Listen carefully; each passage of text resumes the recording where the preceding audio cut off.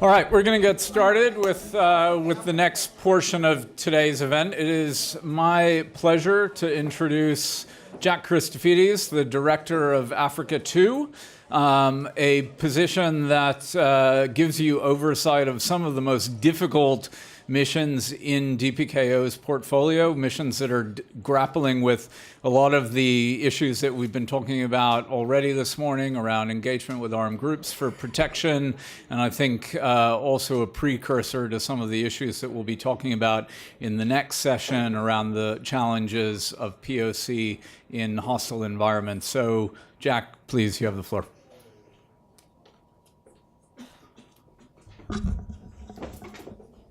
Thank you, Jake, and thank you very much for inviting me today.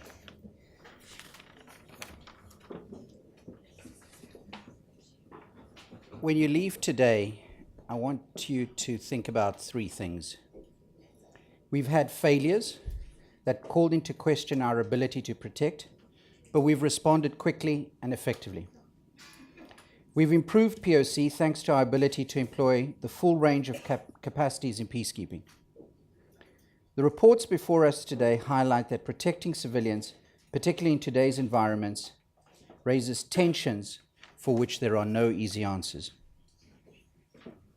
On 11 July 2016, South Sudanese forces entered the hotel terrain in Juba and committed unspeakable crimes against civilians over a period of several hours.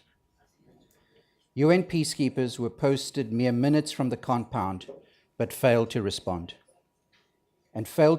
to attacks and sexual violence against civilians on several occasions during the course of a month in which violence surged in the capital of the United Nations' newest member state. Ladies and gentlemen, the events in Juba underscored that the protection of civilians is the standard by which the performance of UN peacekeeping is judged. Trust in the United Nations sagged to perhaps the lowest point in recent memory for UN peacekeeping. Could civilians have faith in the blue flag for their protection? Just over 2 years later, I hope you'll feel that the results of these efforts is yes. General Kamait's report gave us the tools to ensure such failures never happen again. UNMISS has undertaken great efforts to improve its effectiveness to protect civilians. The mission now conducts more frequent and longer patrols and has better contingency planning and regularly undertakes preparedness training and tabletop exercises. Across peacekeeping, we are taking similar measures to improve. In the face of stalled political processes and heightened threats against civilians and our own personnel, the Action for Peacekeeping initiative, building on the action plan to reduce fatalities, aims to improve the effectiveness of peacekeeping on the basis of shared commitments with member states. Although the performance of uniformed personnel, particularly in protecting civilians, tends to attract the lion's share of attention, improving the work of uniformed personnel is only one part of better delivering on our mandates and more effectively protecting civilians. In the Central African Republic, MINUSCA has seen a noticeable decline in attacks on civilians in recent months in specific areas, not least in Bangassou, where armed actors carried out some of the most violent attacks on civilians throughout 2017. Civilian capacities feature centrally in MINUSCA's innovative approaches to preventing and responding to threats against civilians.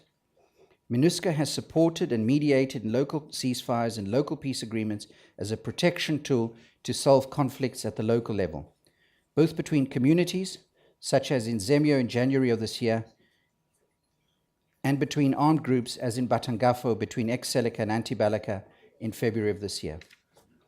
These efforts have promoted freedom of movement, the return of IDPs, voluntary DDR, and the establishment of follow-up committees, all of which have led to a reduction of violence against civilians and have facilitated the delivery of humanitarian assistance. The most recent report of the Secretary-General illustrates how MINUSCA is making progress by linking protection to political action. Similarly, in Mali, MINUSMA has addressed attacks against civilians fueled by intercommunal tensions through a blend of integrated civilian and uniformed activities.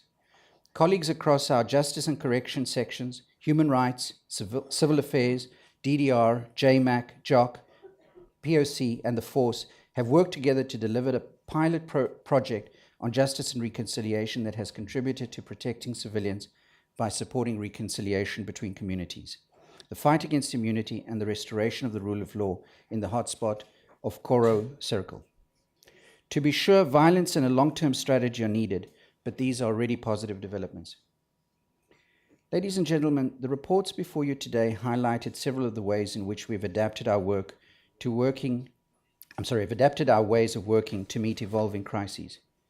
We've developed policies to address the ever more challenging circumstances facing civilians and our personnel, and we've become more effective in our operational responses. And we are seeing results. I'm sorry, am I bothering you? We understand that the context and mandates of modern peacekeeping require delicate application of the tools at our disposal and a clear-eyed view of the risks at hand. This is laid bare by the two insightful, provocative reports before us today. Both reports tackle the question of how to reckon with the dilemmas inherent in protecting civilians when non-state armed groups are active. They are particularly effective in highlighting that despite all our best efforts to improve the supply side of POC, several tensions prevalent in today's peacekeeping mean that we are quickly approaching the limits of our ability to implement our protection mandates. Action for peacekeeping takes this as its starting point. Secretariat efforts, such as those I have described above, will only go so far in meeting the challenges of modern peacekeeping. We need member states to join our efforts on the basis of shared commitments to resolve these tensions and continue offering protection to civilians. I'd like to highlight three tensions for consideration during the afternoon session. Tension number one, and this touches on a point that came up in the last segment. Several of our mandates require us to support states, but our engagement with armed groups in a protection context, not to mention the principles of peacekeeping, requires impartiality. Mandated tasks, including the restoration or extension of state authority and support and collaboration with government forces, necessarily place our missions on the side of a government, sometimes with questionable legitimacy, making it difficult to maintain credibility with not only armed groups, but the population. In Mali, the parallel presence of counterterrorism actors in close proximity to MINUSMA adds to that challenge. We have felt the impact of this tension not only in our protection activities, but in our efforts to keep peacekeepers secure during attacks. The papers before us today offer useful strategies to address this tension in the short term, such as reporting equally on government-perpetrated abuses or using programmatic funding to support and strengthen communities. In the long run, however, the contradictions inherent in our mandate will require reckoning at the Security Council. Tension number two. Coercive tools are an essential source of leverage, but they also present risks. Each report emphasizes the risks that engagement with armed groups in the classic sense, i.e. confronting them militarily, can pose to the population and indeed the mission. In Mali, it's been said that our presence attracts attacks against civilians. In the DRC and the Central African Republic, our missions have felt the repercussions of robust operations against armed groups and have faced criticism by the very civilians they are mandated to protect. Yet, as Rolf's report points out, the use of force can provide a source of leverage to enter into constructive dialogue with armed groups that can ensure protection of civilians. The example he cites of MINUSCA's targeted use of force to arrest spoilers in Bria has indeed helped to stabilize the situation there.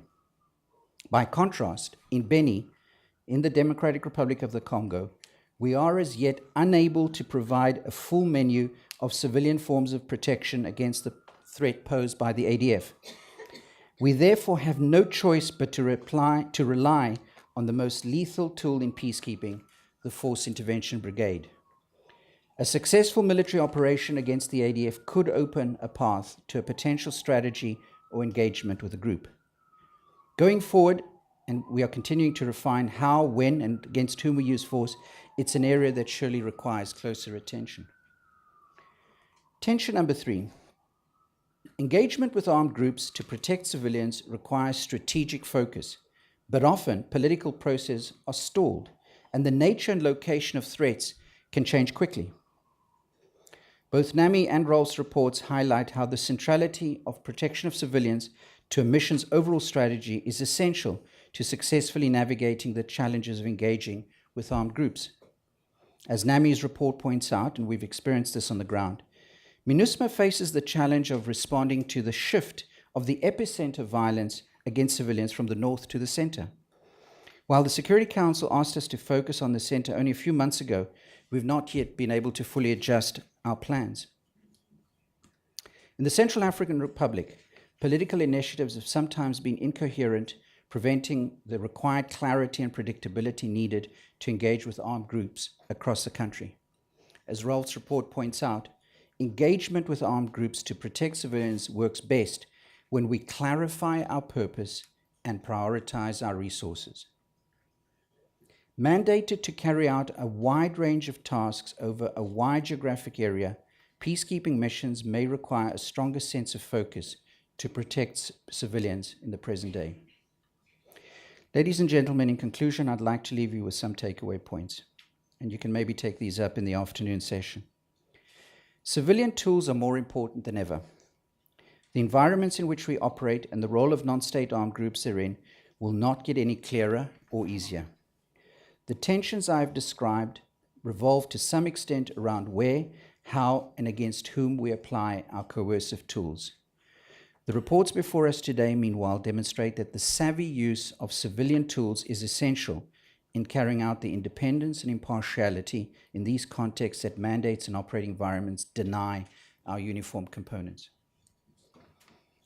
The role of the Security Council cannot be overstated. In terms of impartiality, we need the Council to address the inherent problem in mandates that place us on one side of a conflict in which many actors hold the key to protecting civilians. In terms of mandates, we need the Council to set the strategic direction to ensure that our protection of civilians' work is consistently linked to our political strategy. These are both critical elements of the Action for Peacekeeping agenda, and I hope that the Security Council will find a way to address them soon. We can do hundreds of things better, but unless governments and the Council do their part, we will fail to respond. This is the essence of the Action for Peacekeeping and of the Declaration of Shared Commitments. Thank you very much. So the next session, session 2, is on protection of civilians in context of violent extremism, the case of Mali. And this session will present IPI's new policy paper, Protecting Civilians in the Context of Violent Extremism, the Dilemmas of UN Peacekeeping in Mali, authored by my colleague, Dr. Nami Daraza, as part of IPI's Protection of Civilians program. Well, much of the focus of policy discussions on UN peace operations operating in complex environments has rightly focused on the security of UN peacekeepers. This latest IPI paper aims to shed light on how these difficult operating environments also affect the very populations the UN is mandated to protect, and to bring civilian protection back into the center of the conversation. This includes assessing the relevance of current strategies and tools for protecting civilians in such contexts, including how these can be better informed by and tailored to evolving and often quite varied security situations on the ground. In countries affected by violent extremism like Mali, civilians suffer from a multitude of threats, from terrorist organizations and ethnic militias, armed banditry and organized crime, as well as state security forces. As terrorist and extremist groups in the Sahel splinter, cross borders, and join forces, they expand or transform their areas of operation and diversify their modus operandi, with clear implications for civilian populations. Counterterrorism operations by local, national, regional, and international actors may help mitigate threats posed by extremist groups. But there is also evidence that they may at times contribute to additional risks for civilians. Taking these developments into account, the UN must find ways to improve its protection of civilian activities while navigating an array of armed actors and security arrangements with sometimes overlapping, if not contradictory, mandates, as Jack has just pointed out. While peace may seem elusive in parts of Mali, the UN and Malian actors, supported by regional and international stakeholders, have taken positive steps to support implementation of the 2015 peace agreement and improve civilian protection on the ground. Nevertheless, significant challenges remain, and we look forward to discussing these today and exploring ways forward for the UN. With that, let me introduce our panel. Dr. Nami DeRaza is a research fellow at IPI's Brian Urquhart Center for Peace Operations and heads the Protection of Civilians program here at IPI. To her right, Mr. Sam Gahigi heads the West African Sahel team at the UN Department of Peacekeeping Operations and the integrated operational team responsible for MINUSMA. Dr. Marie-Joëlle Zahar is professor of political science at the Université de Montreal, where she is director of the Research Network on Peace Operations and is also a non-resident senior fellow at IPI. Dr. Dougoukolo Alpha Oumar Ba-Konaré is a clinical psychologist and political analyst based in France and heads the Kisal Observatory, which promotes human rights in the Sahel. And Ms. Chloe Marnay-Bazinger, chief of the Peace Mission Support Section, PMSS, in the Office of the High Commissioner for Human Rights, responsible for planning and startup of human rights components in missions. So with that, Nami, let me turn to you to provide an overview of the research paper. Thank you, Jake. It's a real pleasure to present this report today after several months of research, including field trips to Mali, Bamako, Mopti, a lot of interviews here in New York as well. I will start by saying that the Malian case has been quite overlooked in the literature on POC.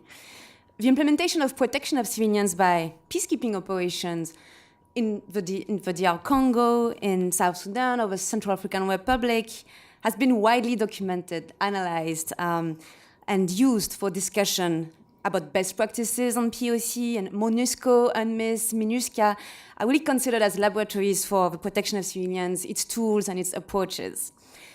The UN mission in Mali, MINUSMA, has a mandate to protect civilians from physical violence, but was not an obvious case study for POC for a lot of interlocutors I've met. Indeed, POC has never been at the center of MINUSMA's activities and MINUSMA's strategies. And there are valid reasons for this. Civilians were not particularly targeted in Mali at the beginning of a conflict in the north, where the population density is quite low, where civilians were not systematically or massively targeted by armed groups. Also, the mission became quite rapidly targeted by terrorist groups and has had to struggle to protect itself. And finally, also, the strategic priority of MINUSMA is not protection of civilians, it's the implementation of a peace process and the implementation of a peace agreement.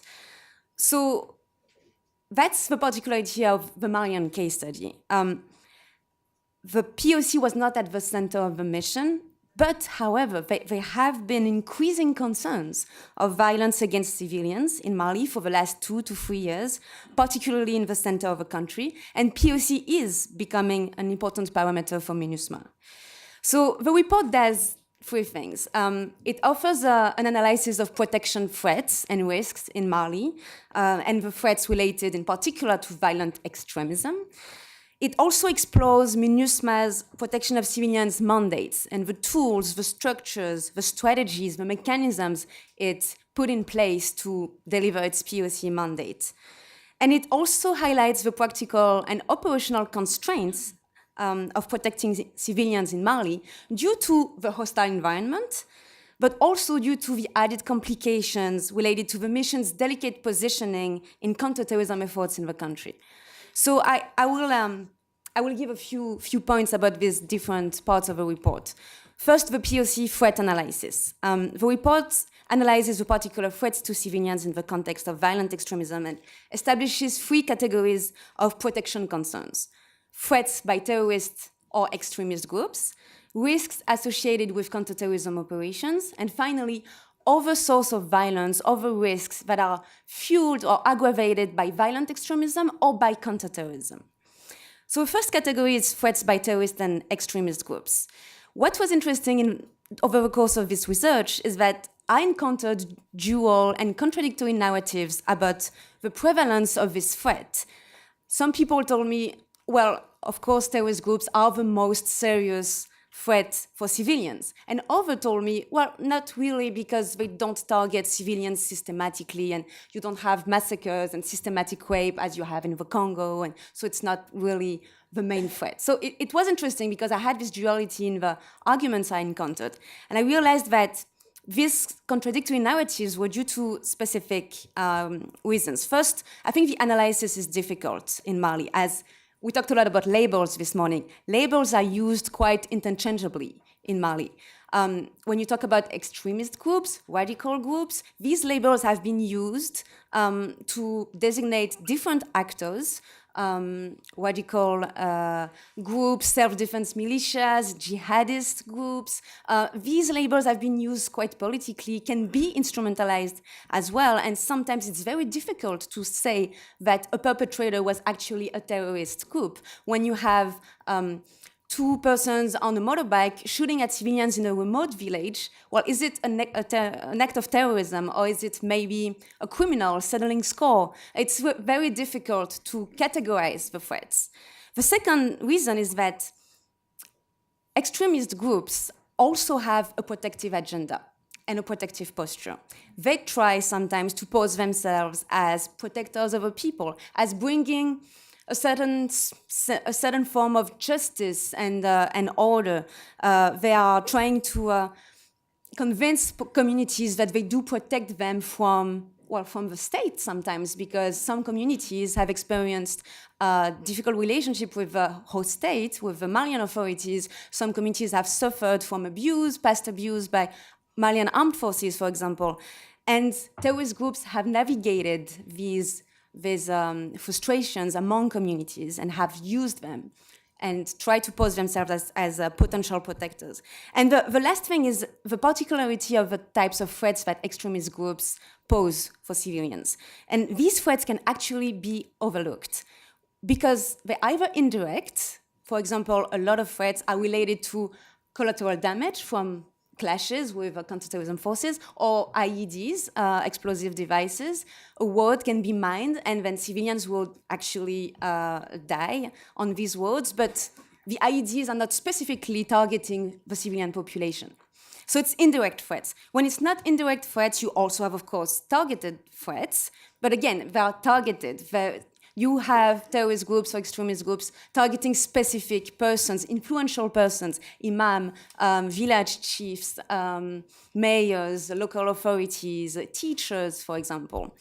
And it can remain quite discreet in a lot of cases. Or their threats are reactive, and they will actually target a village that is resisting their control and that do not want to implement Sharia, for example. Then they will make a blockade and besiege a village, and we have examples in Kwaku, for example, or other villages.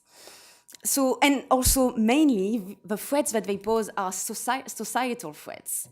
They try to impose a certain conduct, a certain behavior, and they do that a lot of times through the threat of violence, but you don't necessarily always have obvious violence.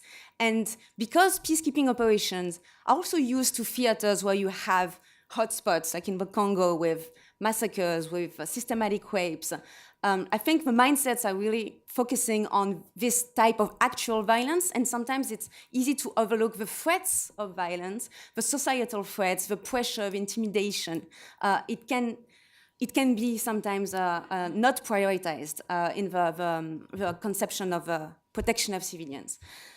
So you have these threats by terrorist and extremist groups, but you also have risks associated with counterterrorism operations.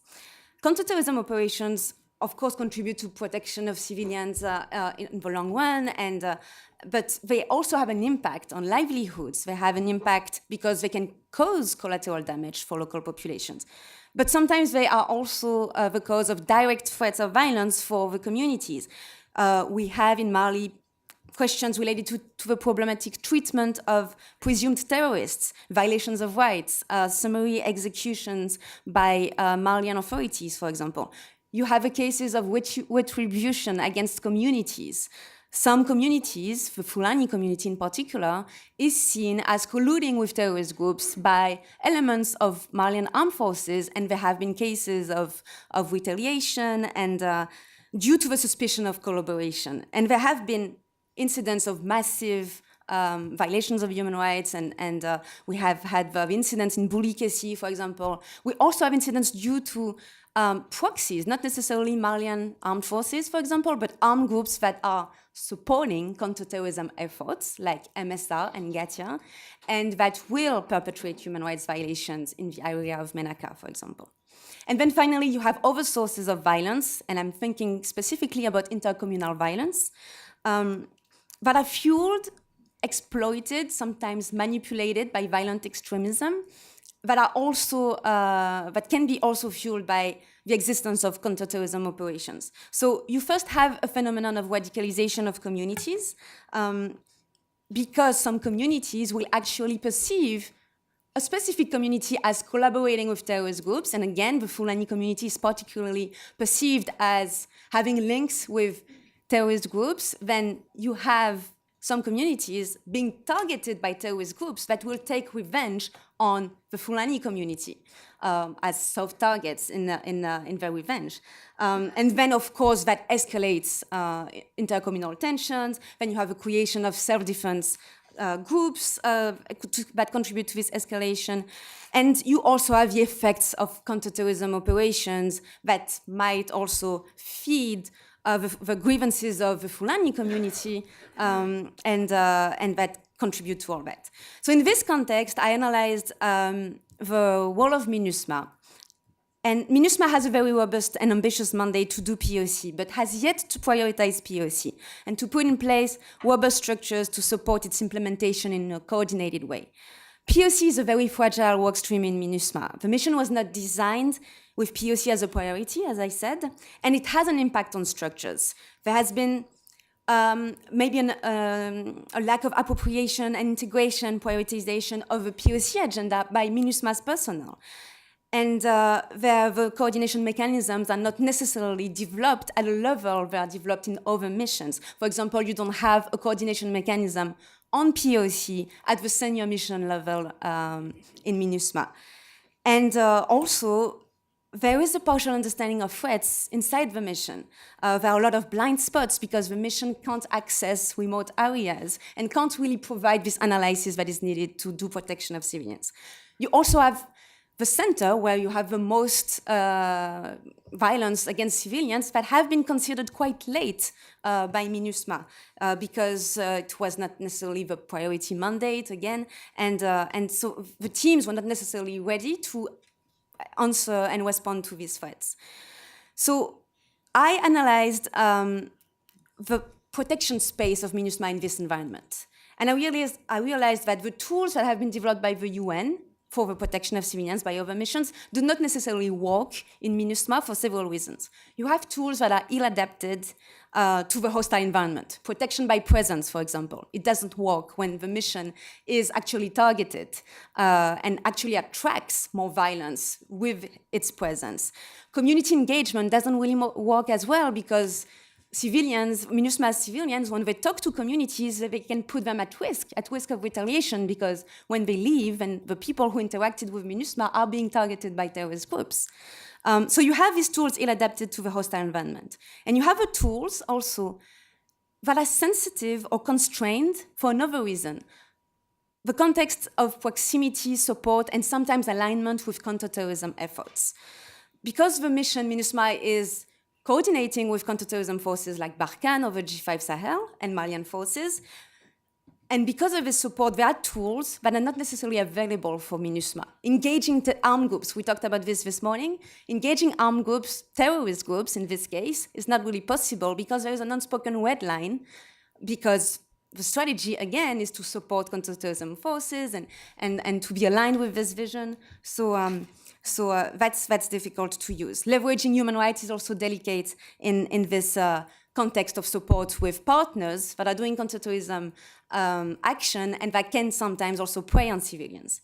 And finally, there are tools that are avoided because, and that's maybe paradoxical, but the mission is also trying to distinguish itself from counterterrorism forces and to clarify this distinction. And because they are doing that, there are tools that they avoid or they restrict, like robust operations. Robust operations against terrorist groups would look like counterterrorism, and the mission doesn't want to look this way. So they don't do it, but robust operations are tools for protection of civilians. So I will wrap up here.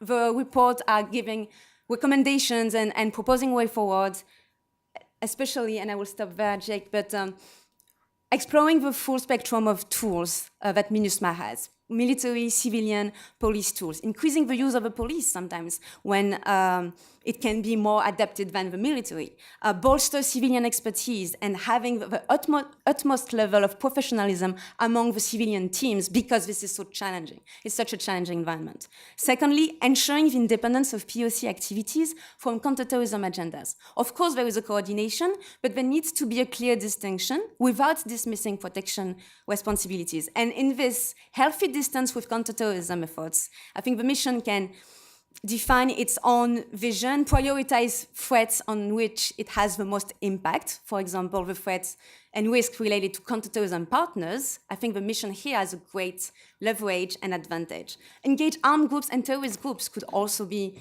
possible if they have this healthy distance with CT efforts. And the final point is designing a political strategy that prioritizes POC. Having a political strategy that is anchored in POC considerations, exploiting political tools, also connecting the high politics and the low politics. The high politics is this work around the peace process. The low politics is treating all the grievances that lead to radicalism and violent extremism, linking both in the political strategy of the mission. And having a people-centered and victim-based approach, because when you only think about the perpetrators and terrorist groups, then you actually narrow the scope of your action, and you have to detach from these political narratives demonizing terrorists to better adapt your POC responses. I will stop there and apologize for length. Super, Nami. Thanks so much. I mean,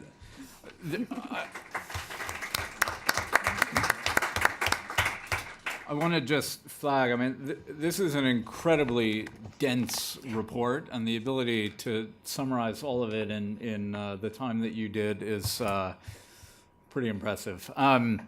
We're now going to turn to Sam, and I think it would be interesting to hear the extent to which some of the issues and tensions raised by NAMI track with the view inside the UN in the sort of day-to-day operational oversight of the mission. So Sam, please. Thank you, Jake. And it's really interesting, and I would say that I share most of the outcome there. But maybe I would like to give a little bit of perspective to better understand why we are at that stage in the context of Mali.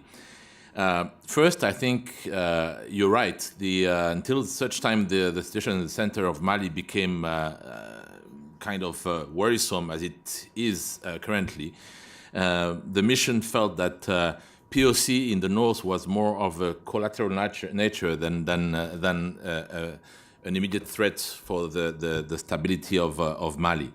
I remember that back in 2016, we were with Mr. Wan conducting the strategic review in Mali.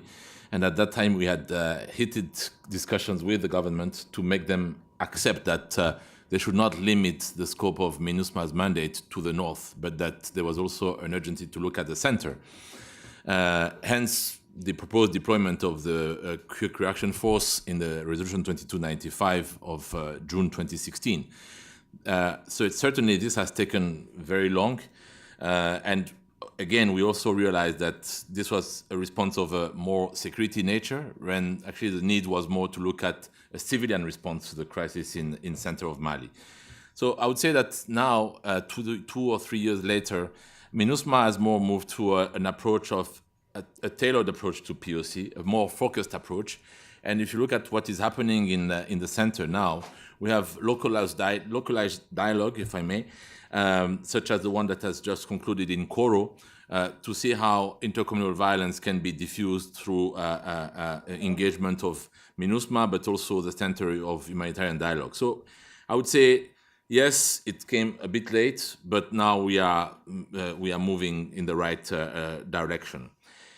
Now, the other change, and Jack mentioned it, is the shift of priority in terms of the footprint of the mission.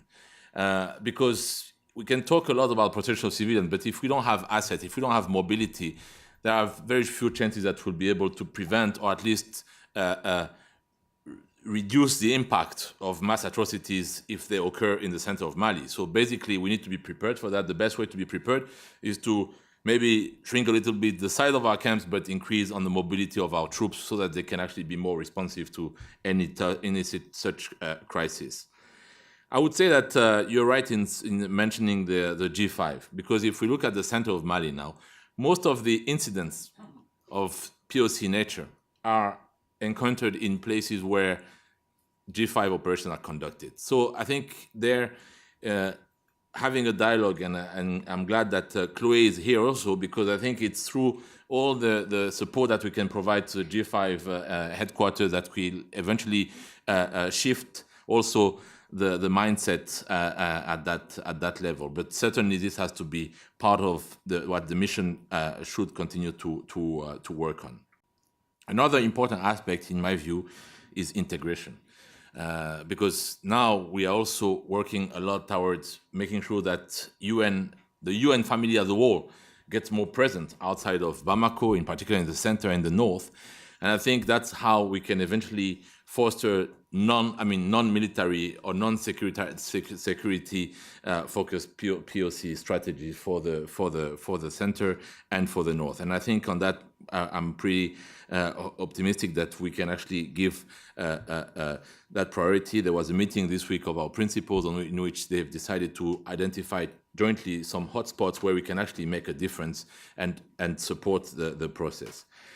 I would say that maybe now I can highlight a few of the challenges that relate mainly to the need for those elements that I've mentioned to be part of a wider political strategy that you've touched upon. Firstly, that I think it was said probably by Jack or earlier also in the previous session, we discussed about how to engage non-state armed groups, basically. What we have in Mali today is a stalled peace process, certainly. But I'm not sure that the problem is more the stalled peace process, rather than the fact that those who are not part of the peace process are posing the main threat to civilians, basically. So how long are we going to take to eventually engage with them and take them as actors with whom we can actually have a dialogue? Either the government should take that lead, but someone has basically to talk to them at some point if we want at least to make sure that we have a comprehensive strategy to address threat to civilians. The second aspect is that we are talking about center of Mali, but if you look at center of Mali today, there's no civilian state presence in the center of Mali. So basically, the first responsibility of protection of civilians lies with the host country. And yes, we can do a lot, but I think in as much as there's no state presence there, I think our efforts will be always very much, if not frustrated, at least limited in scope. So I think linked to that, certainly how to engage with those state actors, how to make sure that we have the right analysis of, it's about leadership and analysis, I think, at the level of the mission. We need to make the right decisions, I think. Yes, we have a mandate, but I think in engaging with the Security Council, at some point, it will be important also to raise the fact with the Council that we cannot keep some non-signatory armed groups out of the dialogue simply because in Algiers in 2015 it decided that they were out of the process. I think at some point they need to be engaged. Another thing is all those leaders, community leaders who are sitting in Bamako but come from the center of Mali, the Fulani, the Peul, the former Speaker of the Parliament. I mean, there are many of them who are willing to actually engage. And the Conférence d'Entente Nationale, in that sense, was a good opportunity that has been missed by the government to eventually create a space where the national cohesion could be rebuilt, including benefiting the center. So there, I think it's about how the UN can actually interact with the government and make sure that it's also, I'm not going to use the term of a compact, but there's a mutual commitment to addressing the key priorities in terms of not only stabilization, but also protection of civilians. And certainly, I can only agree with your point on the fact that we need to do more in terms of analyzing the dynamics, but also having a right analysis of who are the effective counterparts with whom we need to engage to better protect civilians. Thank you. Thanks very much, Sam. I think your final point is actually a great segue to Marie-Joëlle. When you were a member of the UN standby team, you actually supported MINUSMA in the negotiations in Algiers. So please, you have the floor. Thanks, Jake. What I'd like to do actually is also attempt to connect the conversation this afternoon with the conversation this morning. Because, I mean, Nami's excellent paper, I have to say, highlights a number of the issues we discussed. First and foremost, the need to broaden our understanding of what is political and what the priorities of our missions are. You said it, the priority of MINUSMA is to support and help in the implementation of the peace process. And Sam, you just said, well, that process is stalled, and in the meantime, there are new dynamics, and we can't simply continue to play by the rules of a context which has changed fundamentally. The problem is, though, that that context has also created a legacy, and a legacy for MINUSMA.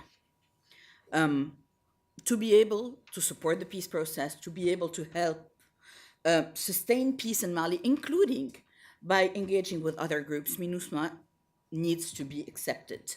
And from the get-go, its mandate, initially set up as supporting the state and trying to facilitate dialogue between the state and armed groups, created a tension. And it created a situation where it was seen as basically failing by both parties, each one of which wanted it to deliver on one part of the mandate, but not necessarily on the other. So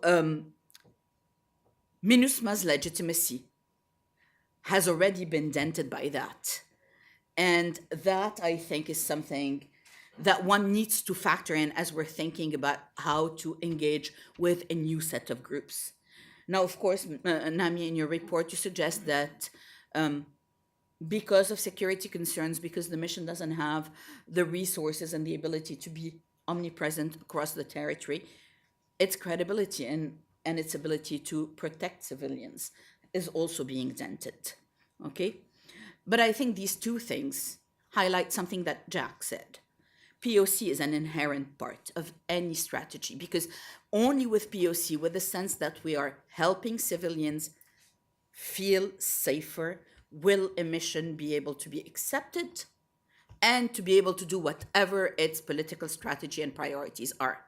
No mission which is in a country against the will of its citizens can be functional and efficient. And that, I think, requires MINUSMA to think about something I know we've discussed many times, its communication strategy, because it does not communicate with the people sufficiently, and that affects the way in which other actors have been able to instrumentalize and to define what MINUSMA does or does not do, with the mission not being able to really speak for itself. So that's my first point. My second point has to do with the whole discussion about the anatomy of armed groups.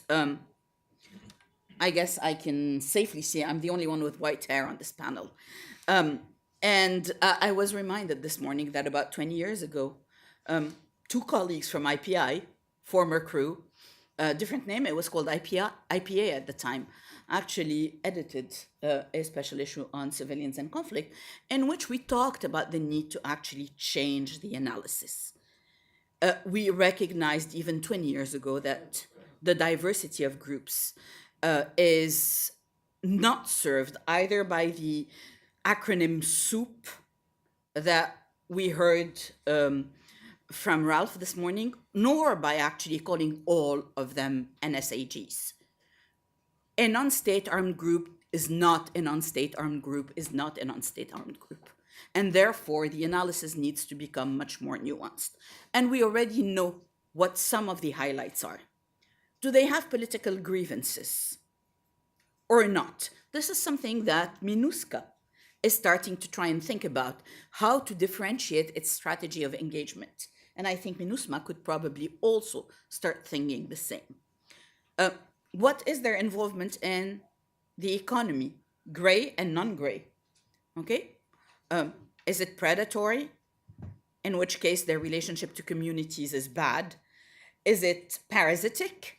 Are they providing basic security and justice, which is the case in a lot of the places in the center of Mali, but still, imposing things that communities would probably not prefer?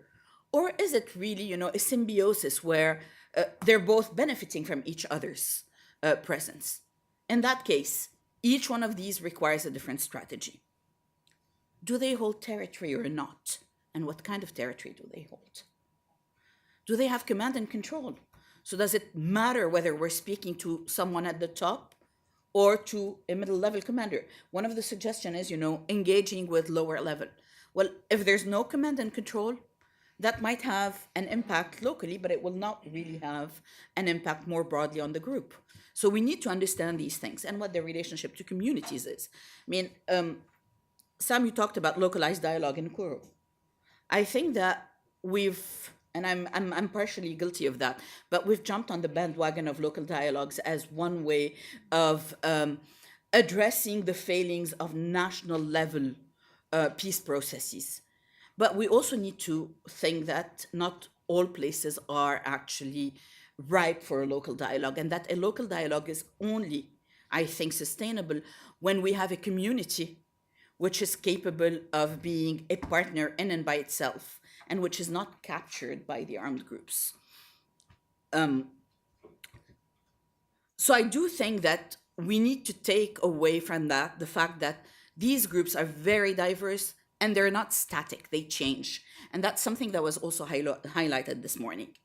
And the way in which they change, the strategies they use, their behavior, depends in part on our choices and our modes of engaging or not engaging with them.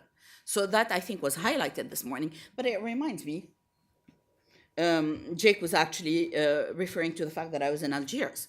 Well, before the Algiers talk, some of the Islamists in Mali realized that if they wanted a seat at the table, they needed to basically behave and clean up.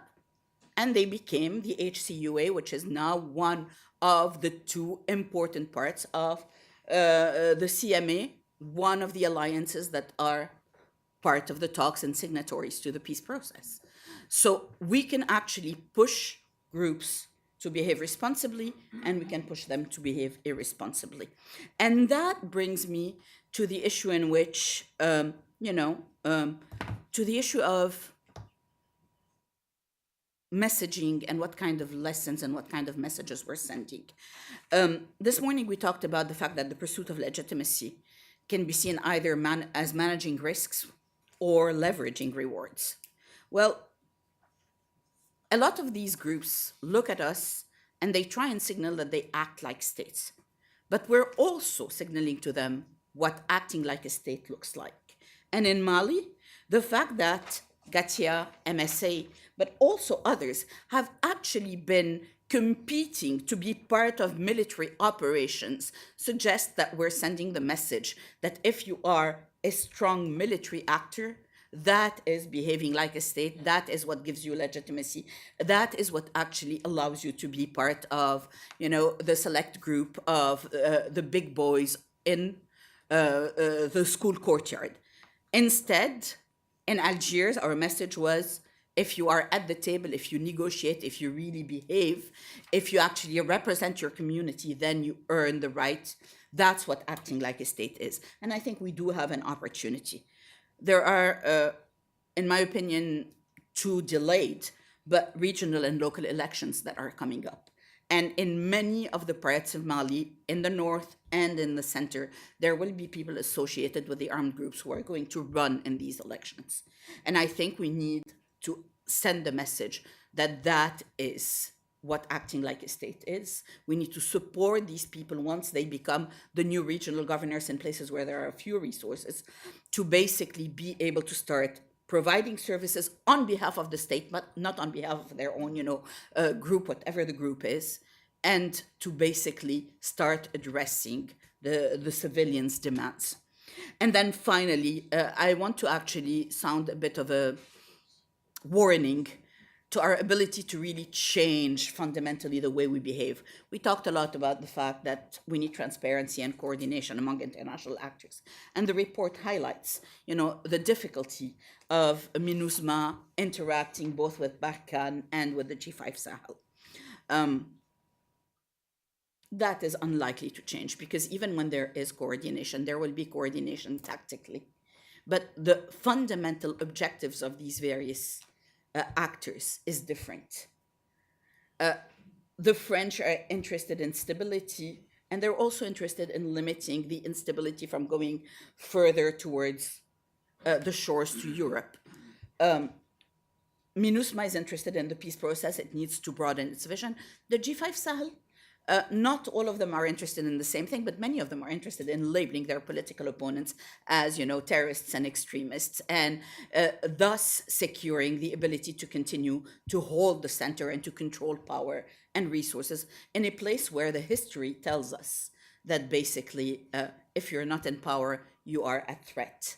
So I do think that there is an honest dialogue to be had between the various parties that are going to be involved in this, but I do think that there are limits to that honest dialogue, and that is why I must agree, and I will finish on this, I must agree with Nami's recommendation that MINUSMA thinks clearly about how to coordinate, how much to coordinate, and where coordination becomes a problem, given what its own objective is in the long run, and that is to support peace in Mali, not just to support stability in the region or what have you. Thank you. Thanks so much, Marie. And Baba Alpha, let me turn to you. Okay. Well, thank you very much, and I'm going to double back on confirm some of the things that Nami said, and it was a tremendous work, and it was really pleasant to read because it brought back many of the concerns that I have seen from my organization, Kisal, which is a human rights organization, mainly about the conflation between the identities of civilians and the identities of some of the groups that are fighting in the area. So I would like to begin by saying that it seems there was a lot of frustration due to expectations from the MINUSMA. And civilians, from what I get, were thinking that the MINUSMA is going to bring peace and it's going to engage against terrorist groups. It's going to really come forward. And then even from the military, I remember last year, a colonel from the French army who told me, it was actually really a debate, who was saying, well, the MINUSMA should engage against terrorists, and this is something that we're expecting. And I said, but it's not in the mandate. So I think that we tend to look at frustration instead of looking at opportunities. And for me, we can learn from the mistakes of the MINUSMA. As a clinical psychologist and as someone who's been dealing with victims in this context, I feel like we don't give enough attention to the fact that some of the blunders that the MINUSMA commits have dire consequences in the field. When we're looking at acts, abuses of human rights, for instance, what happened in Menaka region in the beginning of the year, in April and in May 2018, the MINUSMA actually really came really fast and saying, well, some civilians were killed, and it seemed like the MSA, one of the major groups in the area, they're the culprits. But in being so fast, they put themselves out there at a risk situation where the leader of the MSA came and said, well, this is not true. You haven't been in the field. These allegations are used by our enemies. We're here to fight the good fight against the terrorists, against the jihadists. We're linked to people who were in Algiers. And the MINUSMA simply didn't know how to react. And for us, defending the people who died because of actions purported to have been committed by the MSA, this was a major setback. Probably, I mean, we have lots of evidence that actually prove that the MSA was backing the people who killed. But because of the actions of the MINUSMA, because of that political relations debacle, we weren't able to further the investigations. We even went to talk with the Prime Minister saying, well, now that, there's a lot of confusion, we'd like to get access to the field, but this isn't something that the Malian army can do. This is something we have to negotiate with armed groups. And if it feels like they're having a hard time with the MINUSMA, or because they feel like the MINUSMA now owes them something, they're not going to be accommodating. And I think that this relates to a general narrative that's been going on for many of the victims. It's the narrative that the MINUSMA is a tool that is being used by the Malian government to create the illusion of stability, or it's a tool that is being used by the armed groups as well to give the impression that since they went to Algiers, they're respectable now, and because they're respectable, anything they can do can be hardly questioned. And when you look at the center of Mali, which is probably the region that I know most, I mean more than the north at least, I will say that part of the reason why people decide that they're just going to shut their eyes on whatever the jihadists are doing is related to the fact that they feel powerless. They don't feel like their voice is going to matter in the end. But in reality, their voice does matter, and the MINUSMA is actually doing something. In 2016 and in 2017, there were human rights abuses, and we called people from the MINUSMA asking them to intervene, to at least get there and give some sort of reassurance to the people that there's going to be an investigation. And the MINUSMA did go over there. And their presence, I will say, really, I mean, I'm confident that the presence of the MINUSMA didn't cause people to be at risk. It caused people to feel like, well, yeah, we are in danger. Maybe the MINUSMA cannot be here all the time.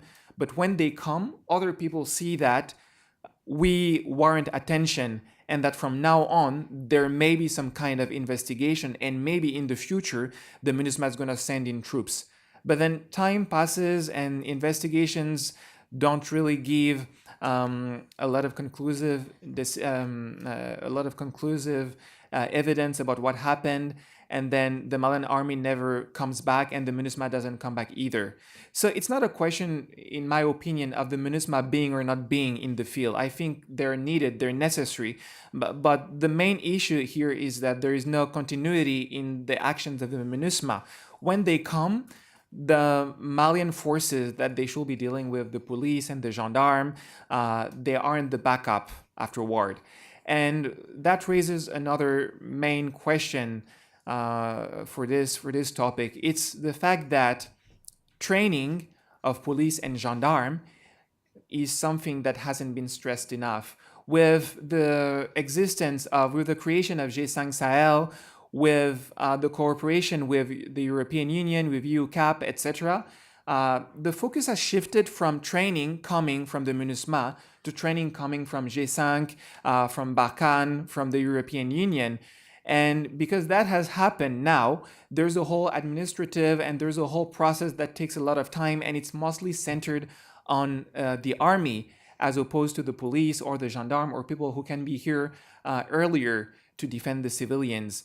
And I think the sentiment of civilians that when others go, when the police and the gendarmes go, jihadists are going to come back is something that can actually build resilience. And in that sense, the work that the MINUSMA can do is a work that's not only about building the capacities of people coming and digging wells. I know this is something that a lot of people look down on, saying, well, building a well, what does it change? We really need them to bring the weapons. But it's not a question of only them bringing the weapons. It's important that all these community activities that are being done by the MINUSMA contribute to that general feeling that we're not being dispossessed, we're not being abandoned. One remark that I had when I was reading the report by Nami was that in the conflation between civilians in occupied zones and jihadists and other armed groups, what usually happens is that people think that civilians don't really mind. If armed groups are able to bring some sort of justice, then it's fine for them. They're just going to go along with the armed groups.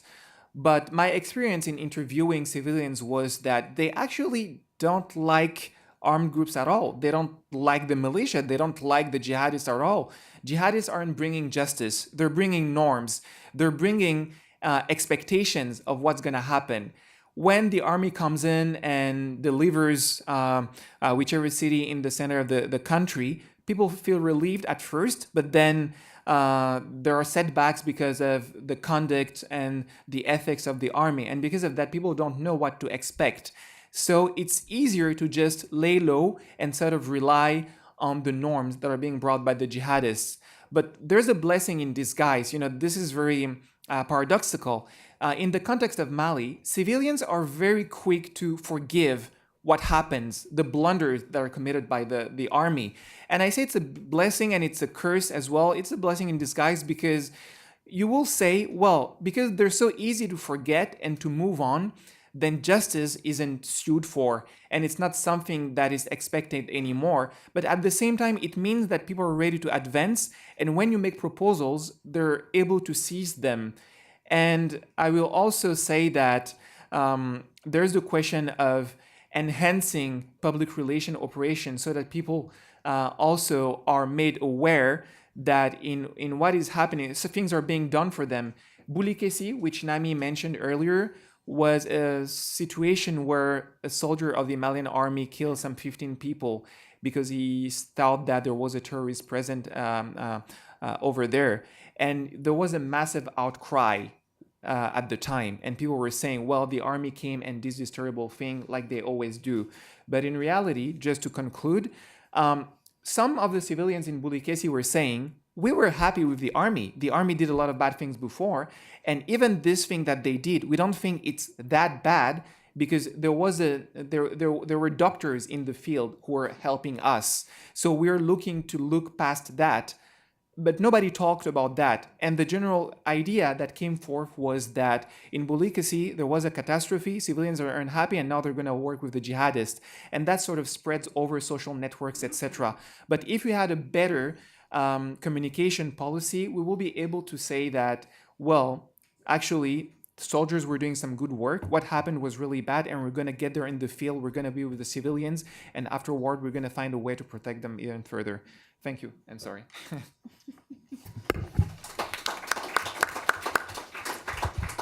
Thanks so much. Let's move on to Chloe.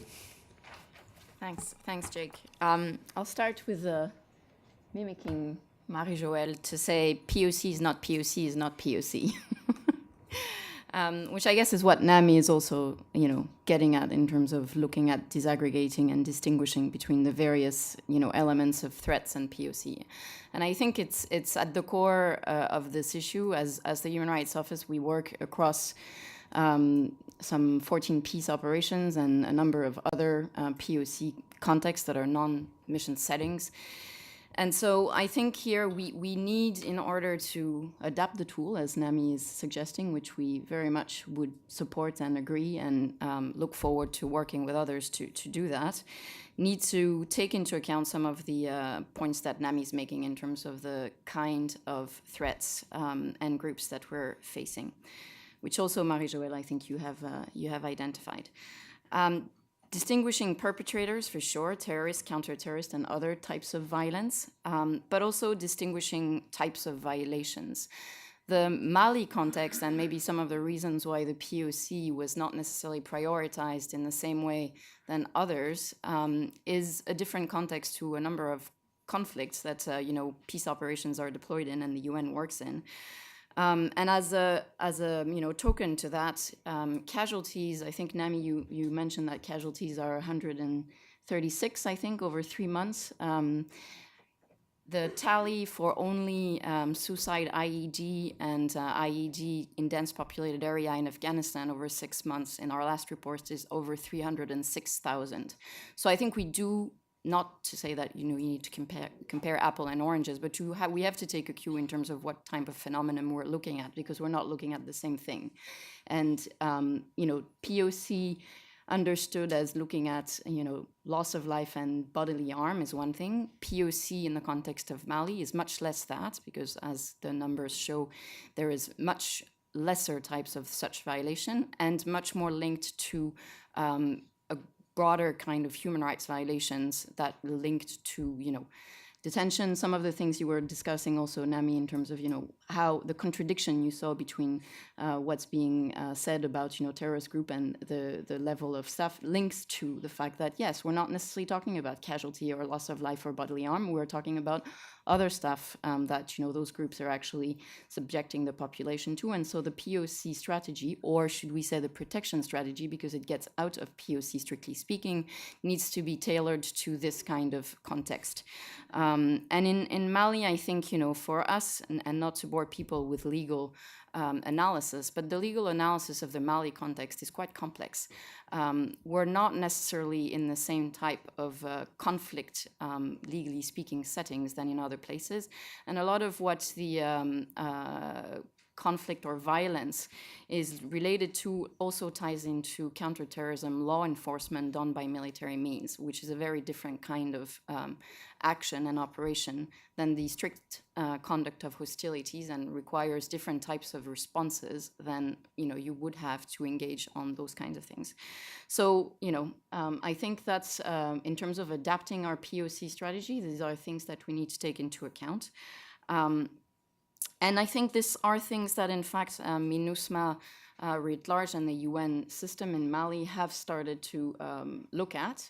I think we can always learn from other setting and context, and some of the stuff that's been done by MINUSCA, I think that you pointed out, differentiating the groups, etc., is very important. Adapting our tools and engagement with parties to a conflict, if indeed parties to a conflict have no political aim, I'm not sure about the ability to leverage. Typically, where we leverage, protection of civilians and protection strategies is where, the actors that are committing the harm are interested in some form of political stance. Otherwise, it becomes very difficult if the actual aim of those groups is to, impose the maximum possible harm. There's very little, that you can do to, at least from a civilian point of view, to counter that. So taking this into account, I think the work of MINUSMA has been trying to adapt those responses and those strategies in those and the POC tools. What we're currently doing with the mission is looking at changing the types of reporting. I think this morning you discussed already other types of context and types of monitoring and reporting that's being done elsewhere. And so right now the mission was conducting traditional human rights monitoring. We are moving towards a more POC type of reporting, which will look at assessing the harm of the conduct of operations. I don't want to say hostilities, because we are also looking at police and law enforcement writ large, as I was saying, and how that affects the civilian population, to be able to better engage with those that are perpetrating some of the threats to civilians. Who do we target, I think, was also one of the points that Nami raised. And I think here, again, for the mission, including its human rights component, we have possibly, and we agree very much with what you're saying, an added advantage in engaging with the counter-terrorist force, because these are, governmental elements where we will have leverage, that do have political, commitments and want to be seen as, positive forces towards their population. Your point about, the G5 and in some cases the FAMA, visibility and perception by the population. And here I think, one of the adaptive tool that we're looking at and the mission is piloting is the compliance framework approach, which basically is looking at providing both a very strict kind of independent monitoring, so there will be a clear monitoring of the G5, and in addition to what's already being done on the FAMA operation, conduct of hostility, conduct of operation, harm and threats against civilians, while at the same time using that not just to kind of make a statement, but using that to feed back into how you conduct those operations and how you mitigate or reduce the harm. And so the team, the startup team of that pilot new approach that MINUSMA is pioneering, has already engaged with the force, the G5 force notably, and has already engaged with some of the troop contributing countries, because the force is one thing, but, you know, as was described, you know, command and control sometimes is not as high as we wish it were. And so, you know, dealing with TCCs directly is absolutely critical. And the ability to actually feed back some of the threats and some of what we're seeing into the training, the selection, and the rules of engagement, as well as the planning of operation, is absolutely critical to reduce the risks to civilians. So these are things that have been piloted in, you know, other contexts. We did that in Afghanistan with ISAF. It worked to some degree. It even worked with the Taliban because they did have political objectives. And, you know, similarly in Somalia. So that's an adaptive tool, if you will, of how you conduct POC strategy when you're looking at counter-terrorist force. A second area, I think, where the mission is adapting in a positive way is the violence and the community engagement. I think, you know, MINUSMA has now issued internal two innovative early warning reports that were based on community engagement. There is quite a lot of community engagement that's occurring within MINUSMA, civilian component, which allow for having early warning in terms of alerts of where, you know, communities feel they're being threatened. And in the past 2 months, we've had two cases where those that level of engagement with the community are allowed to issue early warning reports, which triggered both political action. Unfortunately, the government did not respond as positively as we would have expected. And here I take, you know, the point of Sam in terms of, you know, who's responsible for POC. The primary responsible should be the state. And so there's probably more to be done in terms of engaging in rapid response possibilities from state actors and the military or the police on that account. But the mission did take action and did aerial surveillance as well as pre-positioning of troops that deflected and reduced the threat on that particular community. So I think there are quite a good number of innovative and adaptation that needs probably to be harvested for us to be doing this in a more kind of strategic fashion rather than an ad hoc way, responding to what we're seeing develop on the ground. Thank you. Thanks so much, Clay. So I just maybe wanted to summarize a couple themes that I think run through all of the panel presentations, and to come back to one of your main points, Nami, which is around and actually something that Jack said, although he's no longer here, but the point about needing a political strategy that prioritizes protection of civilians. And I think the reason why that's important, as the panel has highlighted, is it really frames the way in which the mission approaches POC from the point of analysis, from the point of how it plans operations, from the footprint of the mission's issues around mobility that were raised, how it coordinates with other actors, including those that are involved in counterterrorism operations, and in a way provides the type of nuance to allow the mission to develop a tailored approach.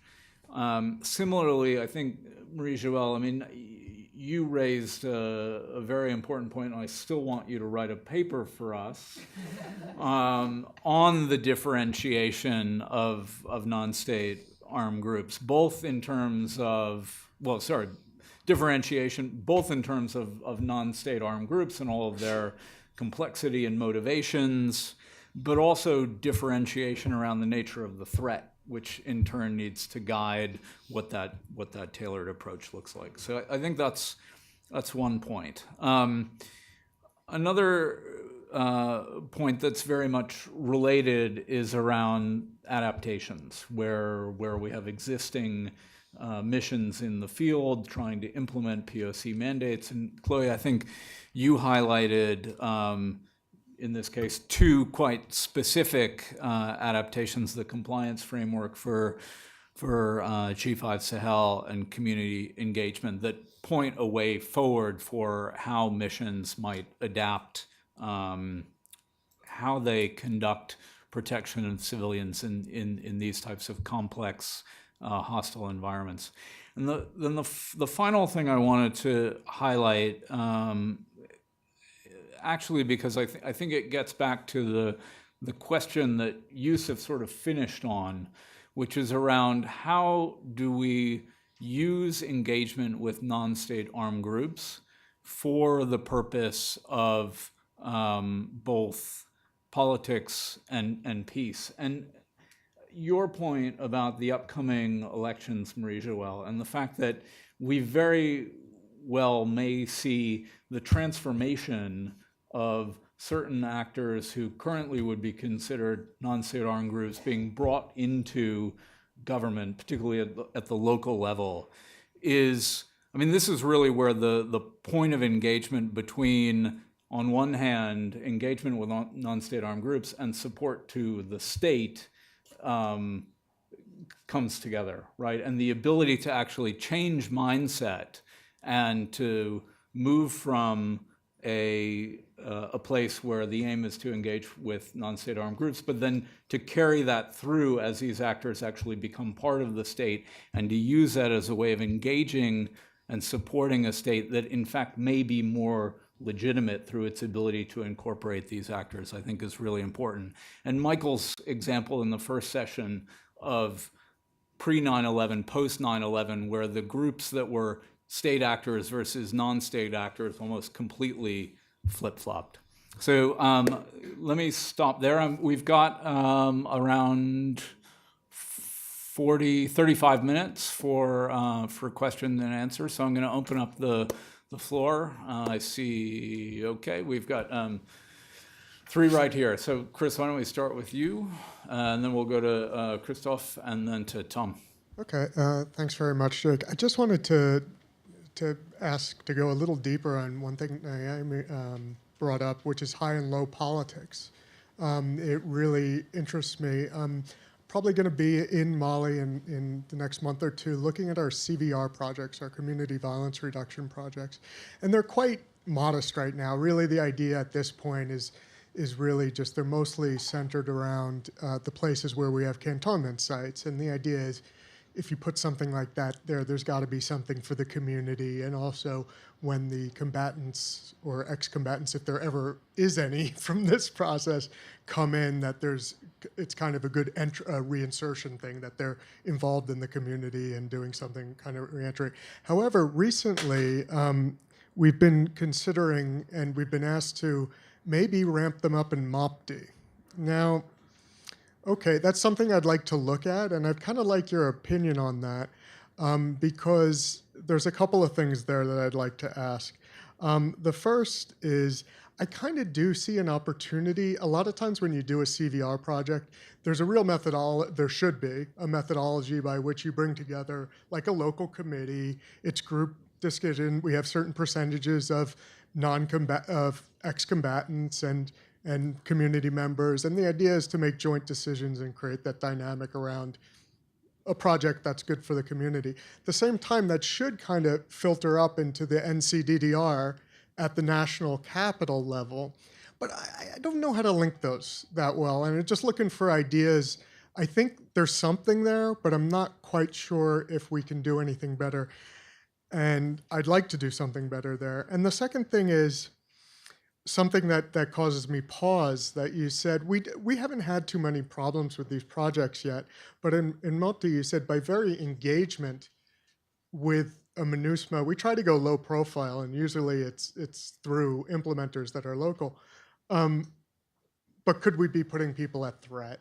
And that's something I think, I don't want to just say, well, then we're not engaging. But I want to make sure we're doing the right thing and doing our due diligence with regard to putting in safety measures. So really, and feel free, any other kind of like maybe suggestions you have around that whole thing about expanding CVR and what it could be doing.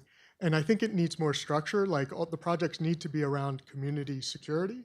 And it could also help, sorry, I'm droning on now, I will stop. As community security, the project, a lot of times CVR goes into just building wells sometimes, which becomes a problem. We want it to be around a community security plan. And that could be a good opportunity to define what community security means in each place it is, and then somehow translate that up to the capital level. I know that's a little fuzzy. I'm hoping to get some clarity myself. So anything you can help, that would be great. Sorry, that was a little way too long. Thank you so much. Yes, I was just going to. My name is Christofides. I'm a professor at the University of Ottawa. I guess my question refers to data and data collection and how we think about data.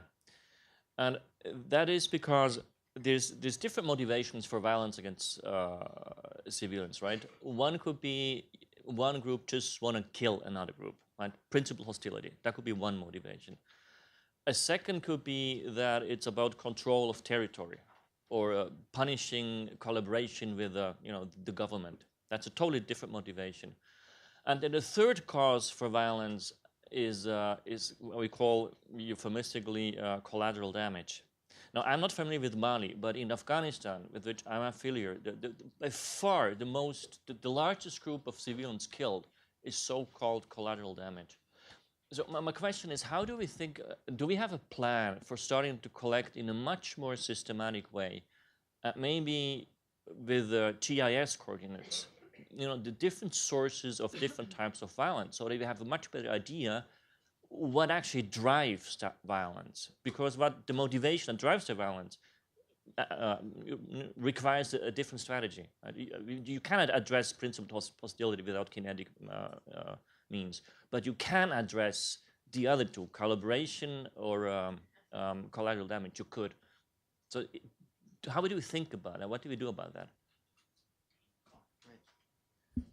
Thanks, Jake. Hi, everyone. I'm Tom Benz from the U.S. Mission. I'm the West Africa Sahel Action Officer on the Security Council. First, thanks to IPI for hosting. Thanks all the briefers for their insights. I hope we can do this again, maybe early June next year, just as we dig into the renewal. Just a few thoughts I'd like to share from the Security Council perspective. I wouldn't dare to speak on behalf of all my council colleagues, certainly not the pen holder, but just having participated in the negotiation of the last two mandates, cover a few of the issues and kind of our thinking behind them. In response to Jack's excellent intervention, I would just respond to one thing in particular. I mean, the demand signal from the council regarding the center is not altogether new. In 24-23 in June, we separated out the mission's role in the center because it was incorrectly lumped in with its role in the north, because the center is not part of the peace agreement. So therefore, we wanted to be precise. As well, the stabilization mandate has existed now, Sam, since 2364 or 2295. Yeah. So, and that included the center. And also in 24-23, again, in concert with other agencies and groups, we tried to nuance the protection of civilians language to focus on precisely center-specific challenges, meaning outreach and engagement there as opposed to strictly force projection. But in this instance, I would allude to the Undersecretary General's reiteration of the SG's report a week ago today, that this past reporting period was the deadliest since the mission deployed in 2013. And I believe the lion's share, Chloe and Sam can correct me on that, is intercommunal violence.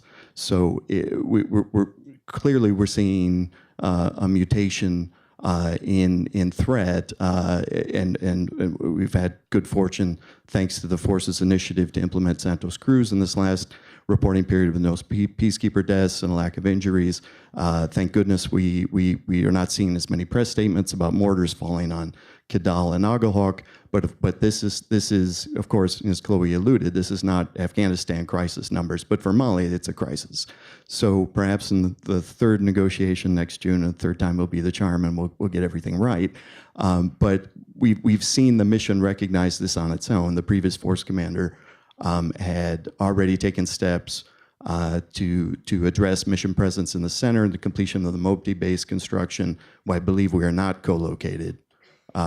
So the mission's role is very clear there, and will be critical in the time to come. In the operationalization of the G5 Joint Force, yes, as a few folks have alluded to, will be an integral security component right there in that nexus of the Liptako-Gourmet area, particularly in the center. We look forward to continue work towards its operationalization, because there will be a benefit. But as Chloe spoke about, just and the exciting initiatives they're doing related to how reporting feeds into the mission's role, and then I would suggest also the mission's role supporting Malian security forces deployment to the center, which needs to accelerate. It needs to be done in a way that per the Hippocratic Oath, does no harm. So thanks again to everybody. This has been an excellent chance. And if any of my council colleagues are here, they can correct me. Thanks. Thanks, Tom. Why don't we come back to the panel for any initial reactions on that round of questions, and then I think we should have time for one more round after that. So why don't we do it in the order of speaker, if there's anything that you want to respond to, Nami? Yes, thanks for the questions. So on CVR, it's quite, well, it's a very wide topic, and I think I won't necessarily have all the solutions, but through this recommendation, we're connecting high politics and low politics.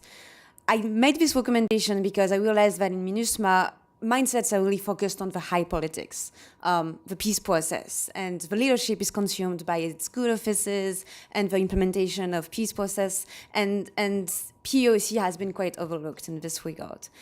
And also the questions related to what we call the low politics, but really is about social affairs, issues related to governance, issues related to frustrations among communities regarding the justice system, the corruption, all that. I felt that MINUSMA, when I also traveled in the region, and I felt that there was not a lot of space for MINUSMA to work on this for several reasons. First of all, I think it's a question that the leadership should also articulate better, maybe in its political vision and its political strategy. And I'm not sure that in the current political strategy actually addresses all this full continuum of the high politics and the low politics. Then besides the leadership, I think the position of the mission in support of the host state, again, puts it in a very delicate position to do qualitative work on low politics. Having a conversation with the host state about social grievances, injustice, corruption, the fact that a lot of communities do not want the state back, or at least maybe if they do, they are really worried about the return of armed forces, and they do not necessarily trust state officials. This is a very tough conversation to have for UN mission supporting a state. And of course, the mission is engaged in restoring state authority and extending state authority. But it looks like, well, to me, it looks like we are focusing on this extension, putting the state officials out in the regions, and not necessarily about the utility of the state, the services, all these questions that are very much perceived as internal questions that are related to the sovereignty of the state and how that this country is supposed to design its social contract. The UN is not necessarily always well placed to actually advise the host state for this. Of course, it should come from the people. But I think the mission should probably be more engaged in these conversations. And one thing that could help, I think, is again this healthy distance with counterterrorism and better articulating where is the role of MINUSMA. And I'm thinking about prevention of violent extremism. When we talk about CVR, a lot of CVR activities are contributing to de-radicalization and prevention of violent extremism. But correct me if I'm wrong, I'm not sure these CVR activities are framed with this angle, and that the preventing violent extremism lens is integrated and embraced because it is perceived as close, as a narrative that is actually related to counterterrorism. And again, I think that the mission, willing to distance itself from counterterrorism and all the narratives related to counterterrorism, they're also very shy about the prevention of violent extremism, the de-radicalization, and they do not want to label their programs this way. But I think they are also sometimes missing some opportunities to do it, to integrate these angles in the design of their operations. And because they don't do it, I think there's a lot of activities were implemented and then they didn't continue. For example, forums of coordination, like forums of discussion organized for the communities and the youth at risk, and having imams and youth at risk and communities talking together. Those projects didn't really continue because there was not a lot of buy-in from the strategic leadership, and also because I think people were afraid about the framing of these activities. On the two other questions, data collection, one of the problems is that the capacities of MINUSMA, I don't think that, first of all, the mission is not, does not have the projection capacities that it needs to do proper analysis of all these threats. And in my interviews, I realized that it's very difficult to really analyze what's going on, and sometimes the mission is incapable of saying, well, this was a terrorist group or this was somebody else. They just say unidentified armed group or assailants because they can't provide this granularity in the analysis. They don't have also the human resources that could help in this regard. You don't have the expertise in anthropology, sociology, political economy, in peacekeeping missions. That's also a very structural issue for peace operations. And I think that impairs the capacities for analysis. And on the center, what was interesting to me is that a lot of people raised this point about the mandate is not the center, that's why we don't really focus on the center. But as you said, I think, first of all, in the resolution itself, the mandate of protecting civilians does not have any geographical limitation. The mission is just supposed to protect civilians in Mali. And you never see that. But there is, like, you can see that in the mindsets, not only within the mission, but also outside the mission. A lot of humanitarian actors, a lot of Malian actors think that the mission doesn't have a mandate for the center. But in reality, when you look at the text, there's no geographical limitation. So that's also a question of strategic communication here. I'll stop. If I may, a lot of the killings actually have mixed motives. And the difficulty is when you are getting the information second and third hand, of course, you have layers of interpretation that are put. Christophe, you said you were a professor, so you know as much as I do that there's a lot of work that has been done on these things, and how you know a lot of local feuds get reinterpreted as part of a master narrative of conflict because it's convenient. In many ways, what's happening in terms of intercommunal violence is exactly that. The emergence of Gatia and whatever is an attempt to use the conflict and the peace process for some groups that felt like they were, you know, second-class citizens within the North to claim a space, and a space equal to that of the Tuareg Ifogas. So we need to be careful about that, and very often, again, you know, missions are not necessarily well positioned to be able to do that kind of determination. A lot of people don't necessarily know the deep history. They don't have a good grasp of the social dynamics and relationships. And of course, I mean, we were discussing this during the break, the fact that you have such quick turnover in missions that are difficult, particularly in field offices, actually harms the capacity, because to understand these things, you actually need to be at it time and again. I mean, I've been working on Mali for 15 years, and every single time I go to the country, every single time I look at a different perspective, I learn something new. So, I mean, all of that just to highlight the difficulty of the proposition. And on the CVR quickly, I think there's an additional problem. CVR is dealing directly with society. And in Mali, we have a government that thinks the UN, in the first place, did not need to be there because they never perceived themselves as a failed or failing state. There's a lot of pride, and so it makes it extra difficult to allow large programming where the UN peacekeeping force deals directly with societal actors in the communities. Sam just has a quick two-finger and then... Just a very quick one to say that when I finish my presentation, I refer to leadership. I think on the data collection, on the analysis, it also depends on how ready the leadership of the mission is to give sufficient space to the staff to go actually into analyzing who are those actors. Basically, it's not because a peace agreement brings together 14 actors or groups that you cannot actually have sufficient elements or analysis on the 30 others who are sitting there but are not considered part of the peace process. Yes, engaging with them might be a challenge, might be an issue because it might require more engagement. But I think it's also important that we be able, on the analysis and with the GEMAC, with the JOC, to actually look into those actors and how they evolve.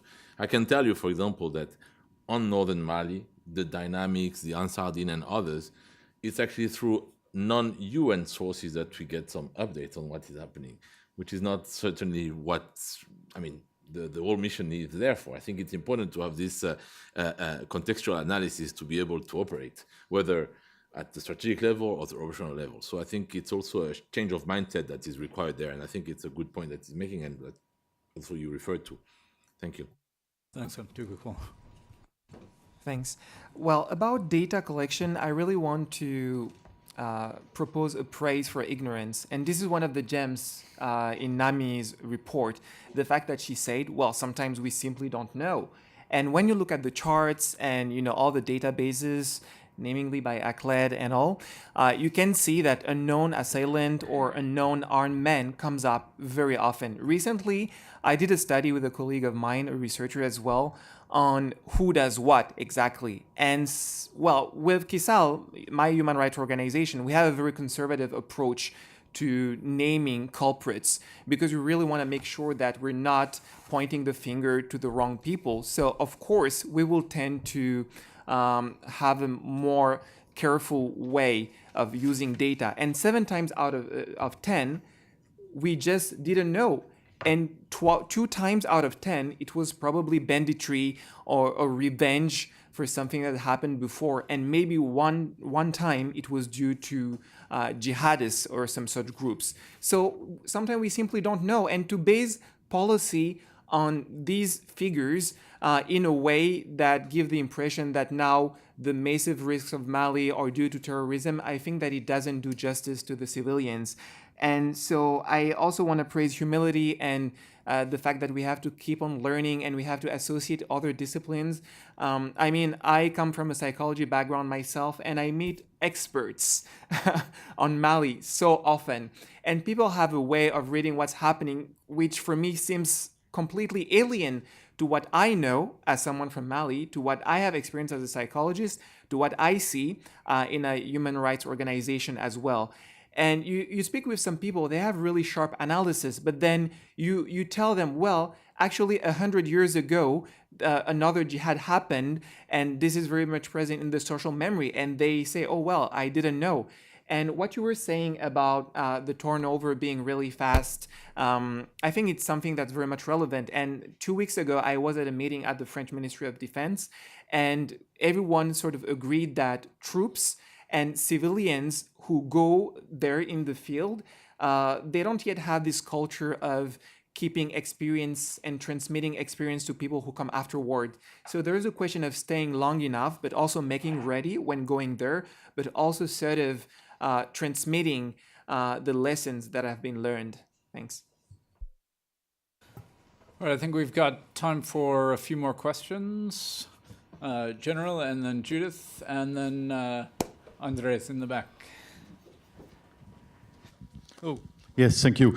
Thank you for the panel. I just would like one comment. What you said, ma'am, on the jihadist. Jihadists is not move all the time. They're strategic, they're tactic, move all the time. So yes, it's our analysis need to evaluate in all the time, which is not the case of the mandate, which is not the same. And so when at the early beginning we discussed on the North Agreement, the jihadists are very clever and use to put now the pressure on the center where we are not. And they know the UN better than me, perhaps, on our pillar organization, on our difference between the military component and the civilian component and the human rights component. And then my last point is the importance of a strategic communication inside the mission first, on the Mali too, with the other stakeholders, and outside the Mali to better understand what is an Azawad, what is a Tuareg. Thank you very much.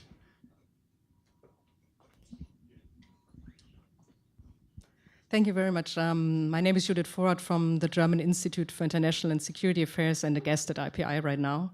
Now, that was very long, and I keep the question short for that reason. I thought it was really interesting, the list you brought up with the questions that we should consider in differentiating groups. How does the calculation change if you have foreign backing of a group of whatever kind it is, going up to being a proxy maybe, or if there are transnational links of whatever kind again? I would expect that to really change things, especially for a peacekeeping mission that is actually confined to one particular country.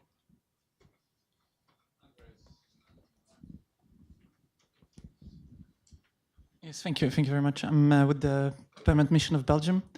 Thank you very much for the very, very diverse panel with very diverse view. I think we covered a lot of aspects. Maybe one first comment is about we talked a lot about MINUSMA, or you talked a lot about MINUSMA, but hardly anybody mentioned the UN country team. I think on community relations. I think Tom mentioned the latest SG's report, where once again, it was very clearly set out that most of the schools actually closed are in the center. And I think if there's something should be we as international community or we as UN could do something, well, it's probably through UNICEF, and that's more the country team than MINUSMA. So I think and again, I'm not speaking on behalf of or others, but I think we look very much to the integrated strategic framework that hopefully will bring much more together the country team and the mission. The second aspect maybe on the, I think, interesting point that was raised between the perception of the mandate, being it's the center or being in the north. I think that's a very subtle discussion for us who are really into the agreement and the nuances of it, etc., etc. I think the reality just caught up. I think Marie-Joëlle was in Algiers when we were there, 2014, 2015. The center was not even an issue. So obviously, the groups that we were talking to were mainly from the north. And today, when we say that the strategic objective of MINUSMA, of the strategic priority of MINUSMA is the implementation of peace agreement, well, de facto, you're saying that the north is a priority. And I think maybe the reality of today, 2018, is not necessarily the same of 2014, where basically the agreement was being crystallized and then was signed in two steps in early 2015. So thank you very much. I haven't had the chance to read through the report yet, but I see there are some hard copies available. So I'll definitely have a look, and we'll see how we can adapt the mandate in early 2019. So thank you very much for that. Thanks very much. We'll give as many copies of the report to members of the Security Council as we can print. Any final questions? All right, we're going to come back to the panel. Why don't we go in reverse order then? Chloe, anything you want to respond to? No? Bob Alpha? Well, I often hear the idea about the fact that the center wasn't on the radar before 2015 and 2016, and that is very much, that's true. But you know what? if we had listened to some of the members of the Parliament of Mali in 2013 and to the victims, if we had had ways to actually get their voices, we would have been able to anticipate. I remember that in February 2013, as the main, program for integration of forces in the country was being devised, and as the government was making ready for the next step, the deputy of Douanza said, well, as the Malian army is advancing, we are really afraid because our family members are being targeted and are being killed right now.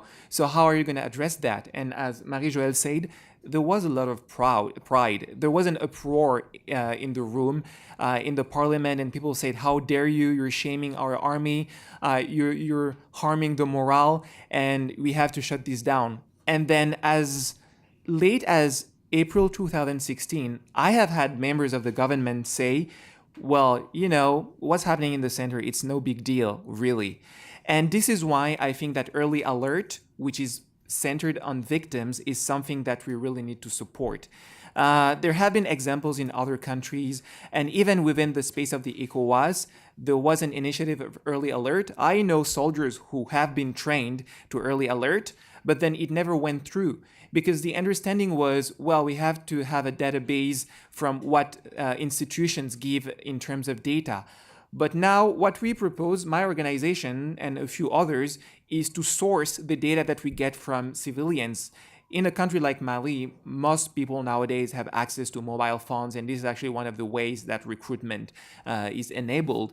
And we, in my organization, we get our data, which is so valuable, within 1 hour of an event happening. So we were able to say in 2014 that villagers were being killed by rival factions, that village chiefs were also being targeted, etc., etc. And I think that one of the great achievements that the MINUSMA can do right now is to use its wide and really efficient network. They were really good at connecting with civil society organizations, but now it's time to sort of bolster all that and get the data from them and maybe have more systematic and more frequent meetings and actually present that to the government, because otherwise we don't really have any way to make these voices matter. Thanks. Easy questions at the end, right? I'm going to start with Andres's point to say two things. The first is everyone has always known that the center of Mali is strategic. There's a reason Malians talk about their country as a butterfly with two asymmetrical wings, and they point to the center as the strategic point where the country might snap into two. That is something that was on the table since 2012. Now, it's not because nothing happened in the center that we shouldn't have paid attention to that. It's a fact of Mali. But I think that we were confident that once we would actually talk to the groups in the north, get them to the table, that there would be a credible commitment to solve problems. We didn't realize that not all the groups were at the table, and that groups nowadays are not geographically static. They move, and the ones that actually were not at the table were extremely mobile and could actually connect because they had more transnational connections than anyone else. So that's the first thing. The other thing, I think, is that it wasn't just the center. There's another very important elephant in the room in Mali that no one talks about. The mission does not really engage with the population in the south because the population in the south is in the stable area. But that's 85% of the population of Mali. And although the polls tell us that they've become a bit more sympathetic to the idea of a peace process, historically, this is a population which has been socialized into thinking that the only solution is a military solution. So, again, we have blinders and we need to think about how. Now, that might not be the role of MINUSMA per se. You talked about UNICEF, but we need to work in unison. We need to think creatively about division of labor. If the mission cannot deal with that, that doesn't mean that this is not something which is hugely important for the mission's success, right? So how and who can actually do that? Who can the mission talk to? Who are the allies? And that gets me to the issue of a diplomacy of peace implementation. And it gets me by segue to the point of what happens when you have groups who are supported by outsiders. You need to talk to the outsiders and you need to talk to the groups. You need to understand what the outsiders are trying to seek. I don't believe in pure proxies personally. Maybe I'm wrong, but 20 plus years of studying armed groups suggests to me that these are alliances. They may be more or less asymmetrical, but groups always have their own logics and foreign minders have their own logics. Sometimes they coincide, sometimes they go apart. And you need to find the weak link. You need to find a way of actually prying this alliance open so that the outsiders become your ally in peacemaking, not the allies of what we call spoilers. Now, you're absolutely right. That needs to be factored in. And that is why, in many ways, one of the things which are extremely important but not really addressed, because UN peacekeeping missions can't do that, is border management. As long as borders are not manned, and a lot of Mali's borders are not manned, weapons, resources, what have you, can continue to flow both ways and can sustain groups. So yes, there is definitely a regional or international dimension, but it gets us into a much larger conversation than the next few minutes allow. So I'll leave it. Thank you. Maybe to the last point that Marie-Joëlle was making, I think let's keep in mind that we operate in a country which is highly sensitive about the scope and the role of the United Nations. Actually, we also need to recognize that Mali is basically a state where, by the time MINUSMA deployed, they considered that constitutional order was restored, and that the key challenge was territorial integrity through the Algiers Agreement. Now, we came to realize later, including with the center, that we have more deeper issues in terms of governance, But that said, I think we move, it's baby steps that make us talk to the government and make the government understand that they need our support in other areas than the one that they had anticipated by the time we deployed. Now, just to respond to Andre's point, I think first, by the time you reach the council, you will have as a welcome package the ISF, I hope.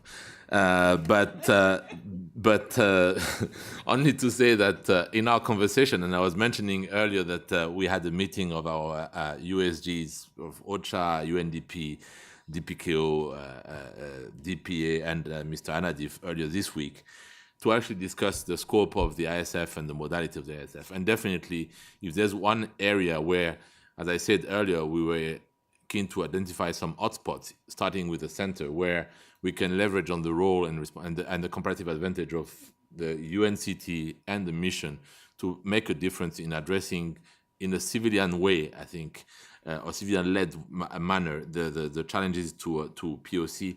That's, I think, one of the pillar that this ISF would look into. And I think also to the issue of looking at the south, I think we already have very scarce resources to look at after the north and the center. So I think if we have to now cover the entire, I see Tom nodding, but I believe that at some point, again, we're back to the issue. What are the deep roots of the instability of the Mali in Mali that we're trying to achieve and address through the deployment of MINUSMA? They keep expanding after year. At the time when the SG says that Christmas is over and that we have to go back to leaner mandates, that's where we are actually. And I think it's also the responsibility of the Malian state to assume its role, and actually all the effort that Jack was referring to, the contradiction between supporting a state, pushing for extension of state authority, is where we are actually in Mali. But certainly that's another area where the complementarity between the UNCT and the mission can be actually worked on, because UNCT is there to last. we are only there to support the peace agreement implementation, and after that, hopefully, we can start to pack and go. So, thank you. Thanks, Jake. So 2 points maybe about the UN country team. Well, I think the fact that we haven't mentioned it a lot is quite symptomatic of what's going on the ground. There should be an integrated approach of protection of civilians, but the integrated approach in Mali has been really challenged by the environment. The cooperation between the UN country team and MINUSMA, and more largely humanitarian actors and MINUSMA, is an issue in terms of security, and there are a lot of debates going on. And as a consequence, I think MINUSMA and the UN country team haven't really worked in an integrated manner with together for the protection of civilians. A few weeks ago, I think, well, the UN country team has this initiative about designing a protection strategy and starting to think about these things. But clearly, you have huge challenges to the integrated approach of POC in Mali. And on the second point of the foreign backing of armed groups,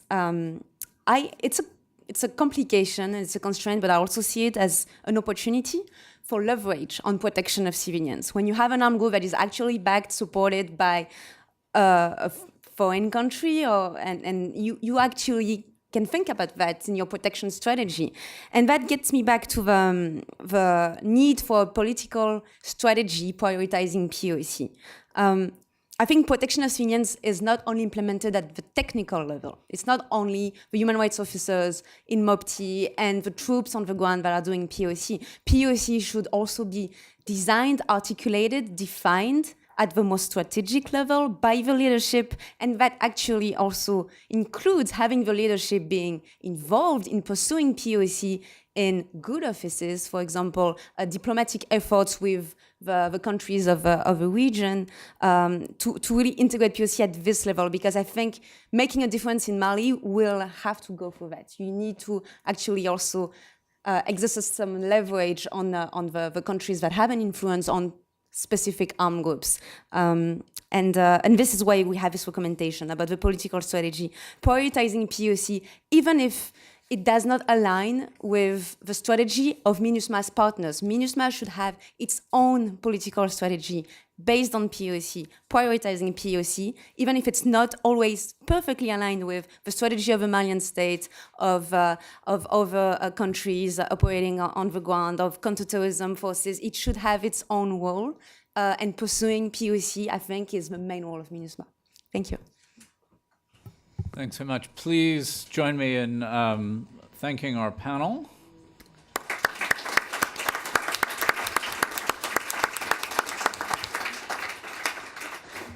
And I would now like to invite Mr. Olivier Landour from the Directorate General for International Relations and Strategy at the French Ministry of Armed Forces to provide closing remarks. Olivier.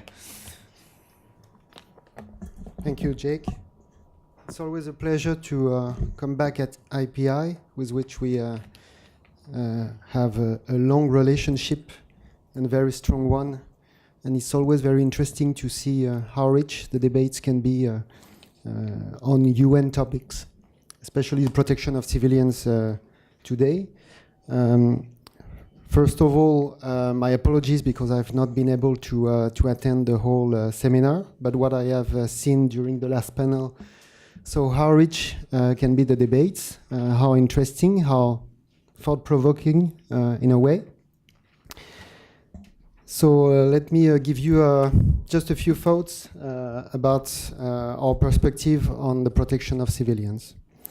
First of all, thank you for all the interventions, and thanks to all the speakers. Special thanks to IPI for organizing this seminar, with the support, of course, of our directorate, but also with the support of the government of the Netherlands. From what I have been told so far, your exchanges have been very fruitful, with ideas on how to address protection of civilians in non-permissive environments, and especially the interaction with non-state actors, whatever you call them, terrorist armed groups, violent extremist organizations, groups, whatever. I want to express my gratitude for such constructive discussions, which are necessary to preserve and develop our common work to help those affected by armed conflicts, namely the civilians. I would like to share with you two main ideas. First of all, the necessity for peacekeeping to adapt. And second, the importance of peace process and prevention. So first, the necessity to adapt. The United Nations is increasingly acting in non-permissive environments where armed groups and terrorists threaten civilian population. And collectively, we must accept that the role of peacekeeping operations can no longer be limited to the observation of a ceasefire or the implementation of a peace agreement. Unfortunately, it's more and more complex. New forms of conflicts made the protection of civilians a priority for missions, such as MINUSMA, MINUSCA, and MONUSCO, in countries which were mentioned a lot during your debates. As conflicts evolve, peace operations must also adapt in order to tackle new threats affecting civilian population. To achieve this common goal, we must avoid locking peacekeeping operations into theoretical debates. Those kind of debates just paralyze concrete action and jeopardize concrete results on the ground, which should remain the priority. On the contrary, we must encourage a proactive attitude, well-trained and well-equipped, efficient troops, or police and gendarmerie, which are also a very important component, and adequate support on the ground to deal with new threats. That is why France welcomes the comprehensive review of peacekeeping that the Secretary General has put forward. Let's be frank, the legitimacy of peacekeeping is at stake, and I think that was well understood by everybody, including at the highest level by the Secretary General in putting forward these ideas. Now, as member states, France, but all the UN member states share a common responsibility in this regard, and I hope that they will continue to be active in this debate. One of our priorities in the framework of this reform is performance. We believe that improving performance is essential to strengthen the credibility of peacekeeping operations. And I want to highlight, I said that a number of times before, almost every time I come to New York, our agenda in this regard is not to transform peacekeeping operations into counter-terrorist operations. We have separate tools, we have other instruments to do that when necessary. Peacekeeping is peacekeeping, should not turn into counter-terrorism. The example of Sahel-Sahara region was debated, discussed a lot, so I'm not going to prolong the discussion by quoting or mentioning this example.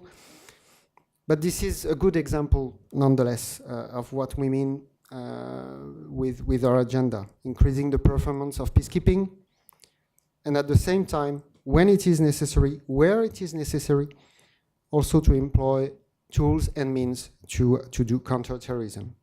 And that's what we do in the Sahel-Sahara region. French Operations Barkhane and the G5 Sahel Joint Force are operating under a clear legal framework, which is distinct from the one given by the Security Council to MINUSMA. Of course, there is a problem of articulation between both. It's not so much a problem, but the mandates are clear for those different tools. Maybe it's a problem of strategic communication, just to state and restate and recall what peacekeeping is about and what other actors and operations are about. Regarding MINUSMA, our agenda is that the mission should fulfill its mandate through a robust and proactive presence, able to respond by overwhelming use of force against armed groups threatening civilian population. But this is not enough. And from a Ministry of Defense perspective, we have no doubt that protecting civilians cannot only be a military task. I want to talk here about the importance of both sustainable peace process, political peace process, and prevention. The lasting settlement of a crisis, addressing the root causes of a conflict, is first and foremost political. Furthermore, peace operations cannot operate in a political vacuum. They need a political support from the Security Council. They need a political support to the host state. And peace operations activities must indeed be supported, complemented, and multiplied by other peace and protection partners. They could be local mediators, regional facilitators, bilateral partners, non-governmental organizations, or other UN agencies which are at the forefront of action. The mobilization of all these actors with different forms of leverage is essential for both protection of civilians and the peace process, keeping in mind that the success of their initiatives relies on their ability to coordinate. That was rightly pointed out during the last panel. There is no place for competition. There should be no place for competition, honestly, as each endeavor is really complementary, and complementarity is key. In Mali, and for the MINUSMA, we know that the mission is really very difficult in a very complex environment, in a non-permissive environment, in rough conditions.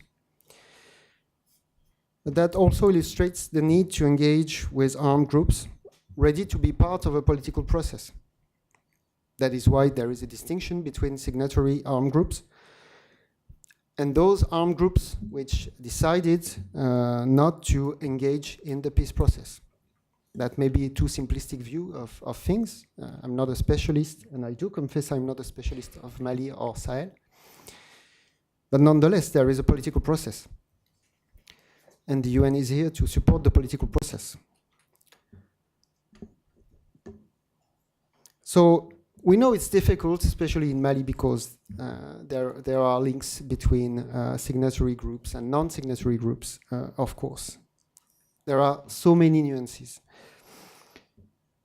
But this is why we need all the actors around the table and all the actors on the ground. And I would like to pay a special tribute to some non-governmental organizations and the ICRC, which I know by experience from former functions, are very well placed to engage with non-state actors, including the most violent one, having in mind the protection of civilian populations.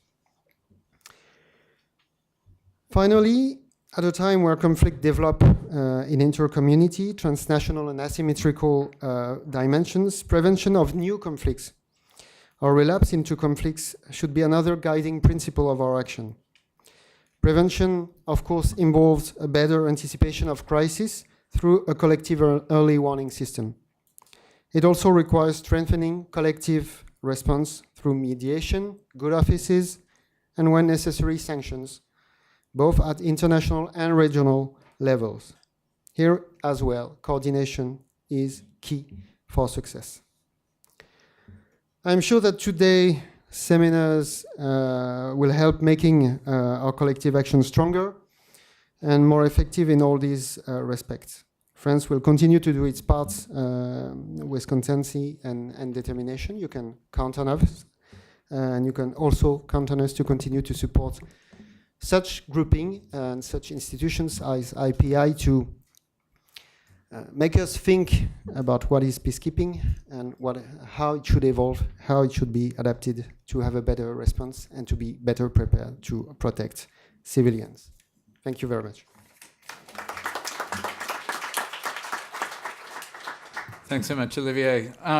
Just in closing, I wanted to again express my sincere thanks to the government of the Netherlands for its support to IPI's Protection of Civilians project, and together with the French Ministry of the Armed Forces for supporting both of the reports that were released today, as well as for today's discussion.